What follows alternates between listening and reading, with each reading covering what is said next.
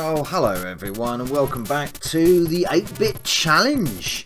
I'm back for a couple of episodes, yes, me, Novabug, against the god himself, well, the self-proclaimed god, Zeusdaz, and the rather lovely Ian, Mutant Caterpillar. I won't be against him. I'll be against Zeus as always, and he has set me a challenge for this episode 100 and episode 125. It was his end, so this is episode 126A, and he sent me this rather lovely game on the Commodore Plus 4, which is called Slipstream, and it is a third perspective space shooter, polygons and line art and that kind of stuff. It's very good. I like it. It's very good. Nice choice, Darren. Nice choice. It's very good. I'm not very good at it, but it is pretty good. It's a nice game. I do have a soft spot for the Plus 4. I've got to admit, there was a few games in the past I used to play on the Plus 4, and I kind of like the game. I kind of like the style of the Plus 4. I really sort of got on it back in the day, so it's nice to see a game on that platform. It's got a considerable amount of loading, some of this. He has set me an impossible task, by the way, so I'm going to tell you right now, I'm not going to beat it. No way.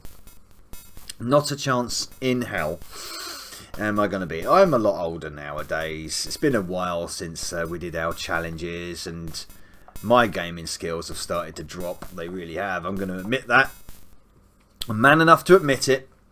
But I can enjoy the game and showcase the game for you. So that's what I'm going to do essentially. I tried. I did try.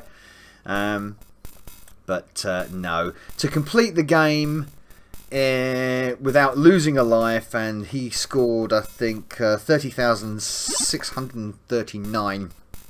He did. So yeah, that's not going to happen. Especially level 3. I keep getting done on level 3. Really nice, interesting targeting system it's got as well. Like I say, my eyes aren't what they used to be, so I can't really see the projectiles. I like the fact that you know, it has very sort of a callback to the original Star Fox. This in a way. Yeah. Polygon graphics, as you can see. Some nice sprite work in there, background sprite work there. Really good effects go on as well with the environmental stuff and the line art and the vector art that's being used. It's really cool. So you fly your Slipstream craft, which is like a flying sort of wing kind of thing. And you target the what you got to destroy, the enemy's targets and everything else, and with this independent self-firing target, which you can move around. When you hold fire, you can move the target around. When you don't hold fire, you move the craft around. So you've got this sort of dual control going on. And you don't have to fire, because the moment you lock on, it automatically fires, which is a really nice and fluid system. And it works really well, very well coded, very well coded. Got a nice little music to it as well. Yeah, it gets a bit crazy. Oh god, I've got a couple of hits there already. But it's the projectiles that I can't get away from for some reason. They seem to home in on me, and they get like this. You get one or two hits here and there, which is fine. But then I get sort of stuck in a position where I get like bombarded with hits constantly, and I can't move out of the way. That's what seems to happen to me. Like that. Ah, that's bloody awful. Like that. I can get through level 1 though. I do enjoy the game. I've got to admit, I do enjoy the game. I just don't think I'm ever going to get to the sort of level that I need to beat Darren's score, to be fair. So I'm being totally upfront with that straight away. I'm not being defeatist or anything. It's just I'm being a reality. It's just a bit of reality. But if you haven't seen this game, do watch my channel, then do check it out. I think you can get it hold of the Commodore forums on some Plus 4 emulation, and it runs quite well. A bit of a slow loader, but it runs quite well. After 2017, it was released, I believe. Oh, got smacked there, big time. But yeah, really nice piece of coding, a nice exhibition of what the Plus 4 could actually do. It's really cool. And even though I've always had a bit of a joke about the colour palette on the Commodore platforms, well, not the Amiga, but the Commodore 8-bit platforms. The pastel colours work really well in this sort of space setting, and of course when they use this sort of space starfield and all these sort of like vector line effects to create the environment around you, polygons as the enemies, it works really well, and it works really smoothly as well. Actually, I think the targeting could be a bit faster. That would be handy. The targeting was a little bit faster, but apart from that, this is the end of level boss, which, you know, level 1's not too hard, even though I've got a few hits, had a few hits already. I am hoping to get to level 3 and then lose my first life there, because it's level 3 that I'm having so much of a problem with. There's a part in level 3 where there's a few of these enemies come at you, and they just fire. There's like 4 of them in two formations of 4, and they sort of fire in this ridiculous pattern. And I can't get away. I can't dodge the bastards. I can't. I really can't. But anyway, I'm more interested to see what he's going to make of my challenge to him. So, but it's a nice game. This, it really is. It's a nice game. Them sort of ripple effects at the bottom there. I suppose that's supposed to be like the sea or the surface of the planet or something. It gives you the impression that you're kind of not always in space, or of course, it must be, because there's. No, I don't know what these lines are. Maybe you're going through. Maybe that's supposed to simulate going through a portal or something. I think it is. You've got your life count at the bottom there with a little energy meter next to it. Once that starts flashing, you can see that you're going to be on your way out. I've got a couple of extra lives already. I started out with 3. So I just have a problem with getting hit constantly by these constant barrage of projectiles. I'm moving around there. Look, I've got to go over there. Move around. Just dodged them there. I have so much of a problem actually seeing them. Oh God. That was. Oh no! Oh, that was bad. That was really bad. Oh, I don't want to die in level 2. That'd be bad. But I'm not upset or anything, because I'm you know, at the end of the day. It's just a bit of fun, a bit of laugh, and to be honest, I'm more appreciative of the game, being introduced to the game. I don't think I ever would have found this game looking through the archives. No, I wouldn't have. Definitely not. It wouldn't have been dreamt of it to look at a polygon third-person shooter on the Commodore Plus 4. Wouldn't have even thought of it. But you know what? Good shout. Oh, got a smack there. Big smack there. There we go. Got some good targets there. Come on, don't. Oh, shit. Oh, that's it. That's it. That's it. That killed me, didn't it? Yes, it did. Yeah, it killed me. Fucking, well, there you go. I'm going to continue playing the game. 100 and what did I get? 10,600 and something that was in one life. So just a little way away off his score there. Just a little bit. So well done, Daz. Well done. You beat me on this one. Honestly, my expectations were low when I saw you complete the game without losing a life, and then say you've got to basically, to beat him, I had to complete the game without losing a life and then beat the score. I mean, that was never going to happen. I was never going to be able to do that. And getting smacked here. Got absolutely battered there. But can we get to level 3? That's the main thing. Let's get to level 3. Nice formations there. Oh, I've got them all. Look at that. That's nice. If we can get to level 3, and then that'd be nice, wouldn't it? So, got the boss coming up for 3 now? Not yet. Sorry I'm not on camera this time. I thought I'd just do the traditional voiceover of the gameplay footage that I'd recorded. Here we are. Boss boy. That looks like the boss, isn't it? Is that the boss? I think so. Yeah, that's the boss. Come on. Got a couple of smacks in there, didn't I? Oh! Yeah! There we go. And you like that. There you go. So that weren't too bad. I lost 1 life. 1 life on level 2. There. Which, to be honest, in practice runs I was managing to get through level 2. and just getting absolutely annihilated on this level, Centuri. Absolutely annihilated. I like them intro screens. Them intro title screens are really nice, actually. They're really quite smart. Yeah, it's a very smart, cleverly coded 8-bit game. This, and I don't browse the Commodore library a lot, especially the later games, especially the indie games and the homebrew games. I really should, because some of them are really good, really good. So why not? You know, it's pretty decent, Oh, well, I think Ian is going to get better, going to get on better with this. So I'd like to. I'm more interested to see if Mutant Caterpillar can push Darren on this. I think he set a really difficult challenge. To be fair, I think he's challenging. I did find an interesting aside. I love that effect at the bottom there. It's like a trench. It's like you're going down a trench, isn't it? It's that kind of effect, Star Warsy kind of thing.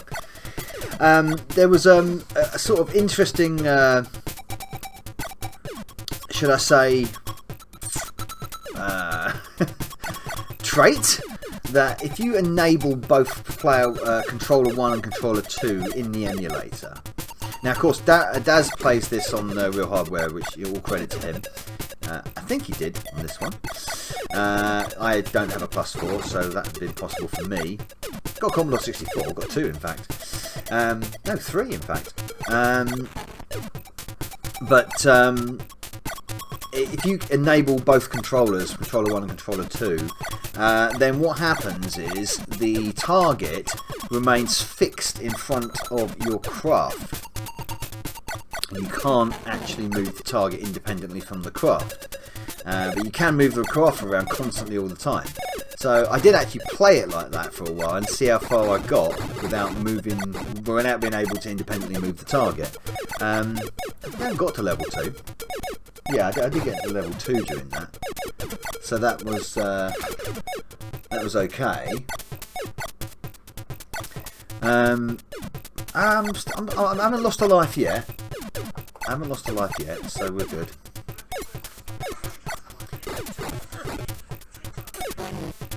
Sorry about that. Someone just walked past with their phone switched on while I'm doing the review. It was nice and considerate of them, wasn't it? This is the reason why I'm not on camera to do this one. I thought I'd just try and concentrate on the game anyway. With Christmas looming and the kids and everything, you know, too many distractions. And you've seen my ugly face too many times anyway on this channel, so probably just best off for you and your sanity just to hear my voice. Oh, did I get killed? Oh, and I thought I got killed there. Oh no, the energy's flashing like a bitch. I haven't got to this bit yet. That's nice. Look at that. Got a lot. Is this the section? Is this the section that kicks my ass every time? It's coming up. I feel like it's... This is it. This is the bit. This bit I cannot do. Now that... Look at the barrage of... I'm moving around and I get caught and bang, I'm dead. Every time. And that I don't know why. That bit, that section really wrecks it for me. I cannot get through that. Really struggle. Remember, I was talking to Mutant Caterpillar about this, and I told him that I was just really struggling with level 3. And it was that particular section, that particular sequence. It absolutely wrecks me. But I say, search it out, go and play it. If you've got an emulator, or +4 emulator. I mean, if you've got, you know, something like the multiple emulator front ends and all that kind of stuff, you'll be able to easily play it. So decent game. Very unique music as well. I love unique 8-bit music. They did a good job of that.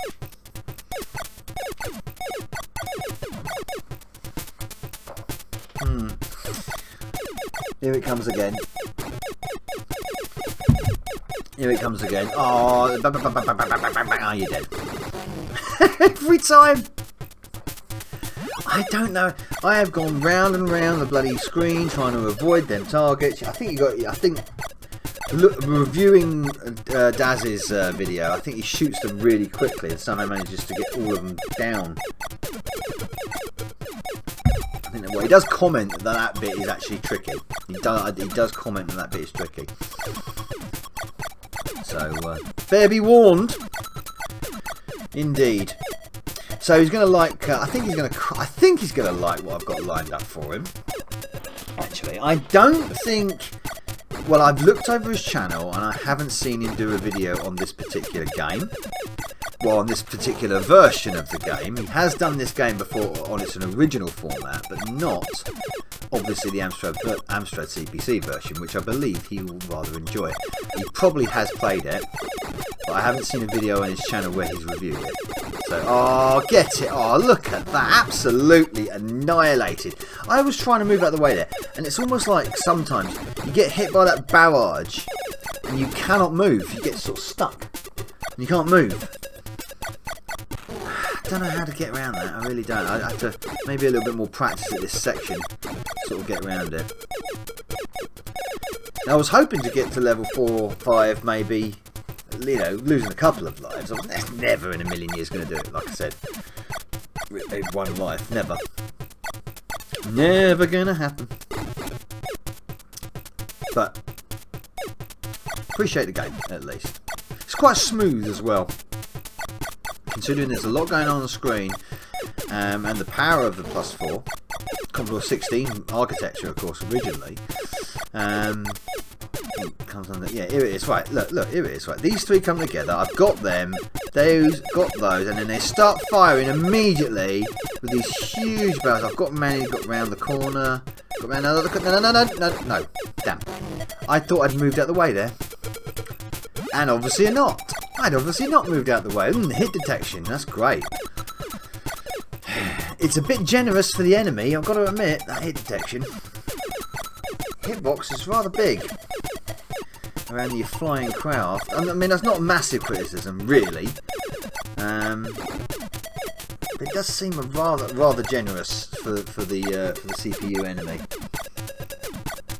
So, one more life left, it appears. Get to this section again, and they'll kick my arse again. Just notice the space. Is that yeah, that's the space station in the background, isn't it? Yeah, I've just noticed that. Right, let's get these dudes out of the way. Do like the circling formations sometimes. Here they come. Right, I've got a shield at the moment as well, but they ain't going to do jack shit. Oh, I got absolutely pummeled immediately there. Come down, look, I move down, and I still get smacked, and I still get hit, and it's dead. And I'm gone, and that's me done. And that's Slipstream on the Commodore 64. No, Commodore 64, get off. Commodore 16 +4. Nice game, very nice game. Nicely presented, really is. Game over. So well done, Darren, you win that one. But like I said, when I saw your score posted, I thought, well, I'm not even going to bother commenting on that, because the chances of me beating that are slim to zero at best. So anyway, I'll pop my just for sake of it, I'll put my initials in. My score was 18,936, which is using all lives, so it doesn't really mean much, does it, at the end of the day? Anyway, this is the game I have got for you. It's on the Amstrad. Like I say, you've done a video on this on your channel, on the original Amiga version. This is the Amstrad version, and it's bloody fantastic. Don't believe me? Here it is.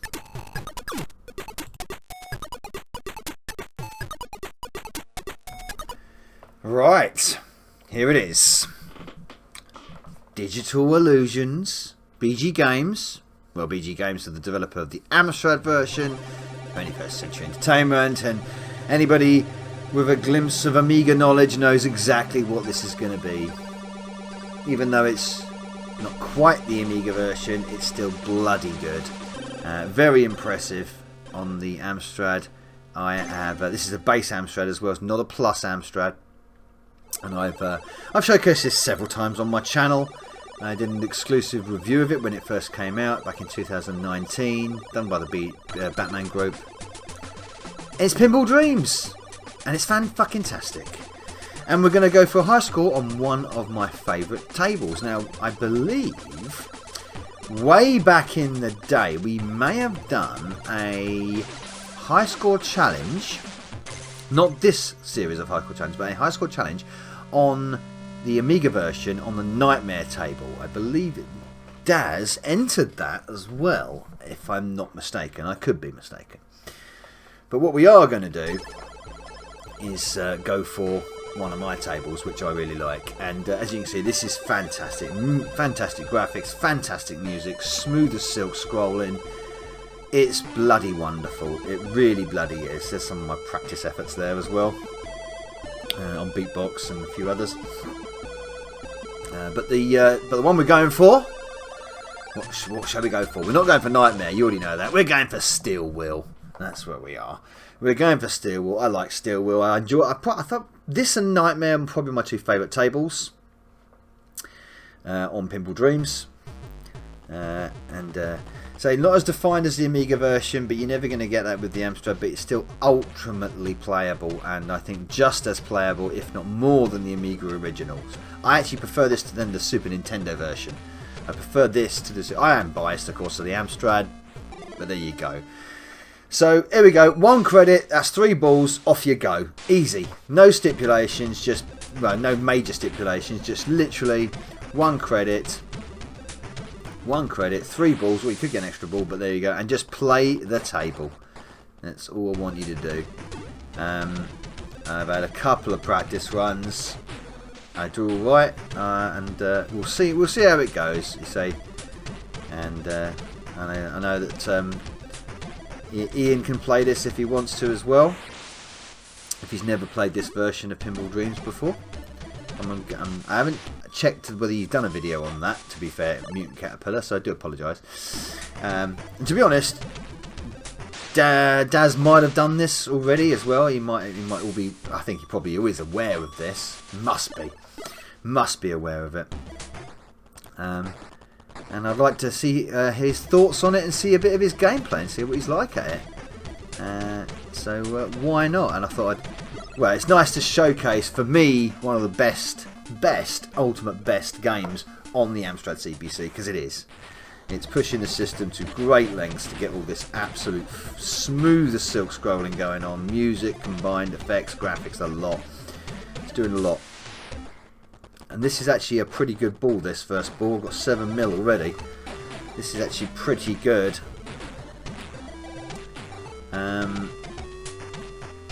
So I know what score I get. This first ball I do really well with. Got to admit. Get the wheels score. Here we go. It's exciting, isn't it?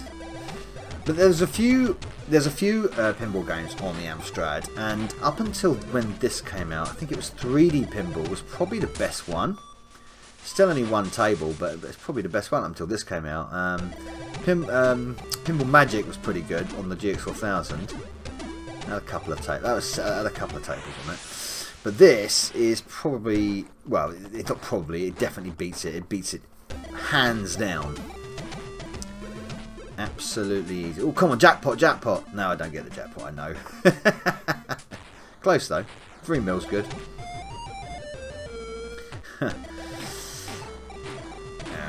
You got to play the table sometimes. Know exactly, trying to know where you get the highest scores. I've tried to do that. Oh, look at that, nearly.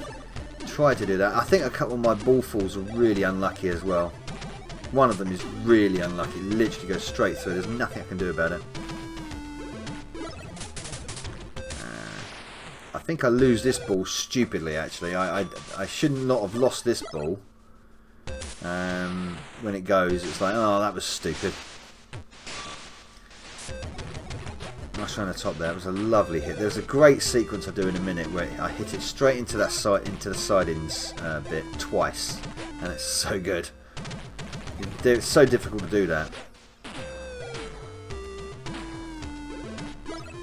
Trying to get the Steam score up. That one. Watch this. So I get the 5mm for that, and then I do it again. Oh, that's beautiful. It's so difficult to do that. I did try to do it twice there, but it didn't work. That I should not have lost that ball. I don't know how the hell that ball went down. I should not have lost that ball. That was silly. Really silly. And I did really well. That's a 1 ball, 20 mil. Did really good there. Was really happy with that. Next 2 balls, not so much. Not so much. Bit unlucky here with a couple of the falls, the way the ball goes. Didn't lose any of the side traps. That's one good. I mean, that was just awful. That hit was so fast and so hit. I couldn't believe it. I missed that. Yeah. Final ball. And I got the bonus there going through the top. The arrows. Can't change that arrow while it's set on the first ball spring. Oh man, that was so close to being lost there. That would have been absolutely stupid. And I do lose it actually pretty quickly, this third ball. And it comes down and I'm just sort of like there you go, there it goes. There it goes. Could have saved that actually. Could have saved that, but not to be. So therefore that left me with a score on Steel Wheel, Amstrad CPC Pinball Dreams, of 24,322,000. Put that score up again. 322,781. There you go. 24 million. And so on and so forth. So there you go, Daz. That is your score. You've got to try and beat Pinball Dreams on the Amstrad CPC, the Steel Wheel table. 1 credit. Enjoy, and I look forward to seeing your video. Thank you for welcoming me back to the 8-bit challenge, and we'll see how we get on. And happy Christmas and happy New Year, by the way, because it's that time of year, isn't it? And to you too, Ian, if you want to take a look at this and have a play, then please go for it, mate. I'm sure you will enjoy it. Cheers, thanks for watching. Novabug out. Hey, Novabug here. I do hope you enjoyed this video. Please support the channel by liking and commenting, and of course subscribing if you haven't already done. If you would like to support me further, please consider joining my Bug Army via Patreon. And also don't forget to follow me on Facebook, Getter, BitChute and Twitch. And a salute to my Bug Army generals Sam M, Pete Walker and Shadow 80. Thank you everyone for supporting me. Novabug out.